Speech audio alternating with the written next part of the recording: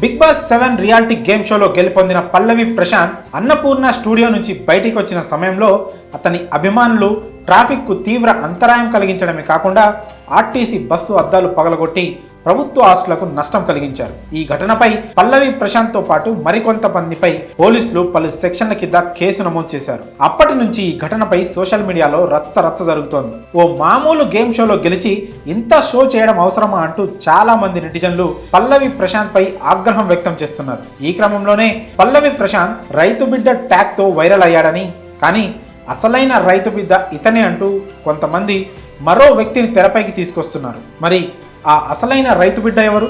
అతని కథ ఏంటో ఇప్పుడు తెలుసుకుందాం. బిగ్ బాస్ హౌస్లోకి వెళ్ళక ముందు వెళ్ళాక ప్రశాంత్ తాను రైతు బిడ్డనని సింపతి పొందాడు.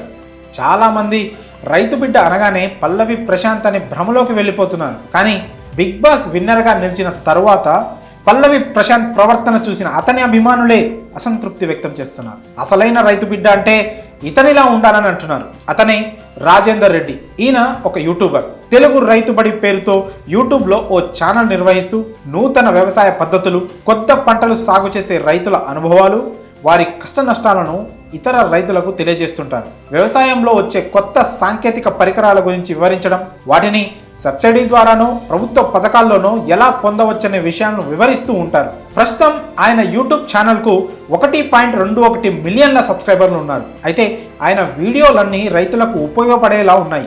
ఎండకు ఎండి, వానకు తడిసి, చలికి వణుకుతూ వ్యవసాయం చేస్తూ మన నోటికి ఇంత తిండి అందిస్తున్న రైతులకు ఏదో ఒక వీడియోతో తన వంతు సాయం అందిస్తున్న రాజేందర్ రెడ్డినే అసలైన రైతు బిడ్డ అని అంటున్నారు నెటిజన్లు. అయినా రైతు కుటుంబంలో పుట్టినంత మాత్రాన ప్రతి ఒక్కరూ రైతు బిడ్డ అయిపోలేరని, నేను రైతు బిడ్డ అని పదే చెప్పుకోవడం వల్ల కూడా రైతు బిడ్డలు అవ్వలేరని నెటిజన్లు పల్లవి ప్రశాంత్ కు కౌంటర్ ఇస్తున్నారు. కేవలం రైతు కుటుంబంలో పుట్టినంత మాత్రాన రైతు బిడ్డలు అయిపోతే తెలుగు రాష్ట్రాల్లో 80% మంది యువతి యువకులు రైతు బిడ్డలే అవుతారని అంటున్నారు. అయినా రైతు బిడ్డ అంటే ఏదో ఒక విధంగా రైతులకు ఉపయోగపడుతూ ఉండాలి, కానీ కేవలం సింపతి కోసం రైతు బిడ్డ అని చెప్పుకుంటూ ఇలా పబ్లిక్ న్యూసెన్స్ క్రియేట్ చేస్తూ ప్రభుత్వ ఆస్తులకు నష్టం కలిగించే వాళ్ళు రైతు బిడ్డలు ఎలా అవుతారని నెటిజన్లు ప్రశ్నిస్తున్నారు. ఒక రియాలిటీ గేమ్ షోలో మంచి ప్రదర్శనతో గెలిచినందుకు పల్లవి ప్రశాంత్ కు అందరూ అభినందనలు తెలుపుతున్నారని, కానీ గెలిచి బయటకి వచ్చిన తర్వాత పోలీసుల మాట వినకుండా కాస్త అతి చేయడంతోనే ప్రశాంత్ పై ఇంత నెగిటివిటీ వచ్చిందని